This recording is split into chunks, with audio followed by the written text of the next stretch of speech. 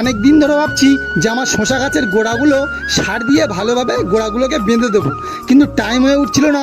আর তার ফাঁকে কিন্তু বাবাও কাজে চলে গেছে, তো সেই কারণেই কিন্তু আমি একা হয়ে পড়েছি।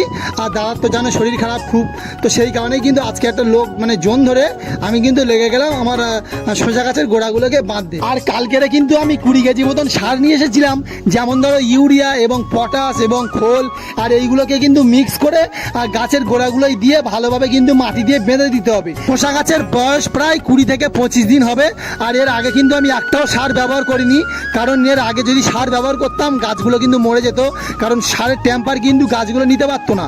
তো সেই কারণেই কিন্তু এর আগে শুধু আমি বীজ দিয়েছিলাম। তো শসা গাছ কিন্তু প্রায় কমপ্লিট হয়ে গেছে। আর এদিকে কিন্তু একটা মাছ ব্যাপারী এসেছিল, ছোট ছোট চারা মাছ নিয়ে এসেছিল পুকুরে ছাড়ার জন্য। আর এখানে কিন্তু আমরা দেখতে লেগে গেলাম, কারণ আমাদের পুকুর কিন্তু নতুন কাটিচ্ছি, তো সেই কারণেই কিন্তু মাছগুলোকে ফেলতে হবে। তো সেই কারণেই কিন্তু মা কিন্তু এখানে দেখে নিচ্ছিল মাছগুলো যে ভালো হবে কি খারাপ হবে। মাছের দাম বলেছিল 240 টাকা করে, কিন্তু আমি খেঁচাখেচি করে 170 টাকা করে করেছিলাম। তো সেই কারণেই কিন্তু আমি 2 কিলো মাছ ছেড়েছিলাম আমাদের পুকুরে। আর ভালো হবে কি খারাপ হবে আমি জানি না, তো সেই কারণেই কিন্তু কাকু কিন্তু এখানে মেপে মেপে দিচ্ছিল। আর আমি কিন্তু ডাইরেক্ট নিয়ে কিন্তু পুকুরে গিয়ে ছেড়ে দিয়েছি, ঠিক আছে।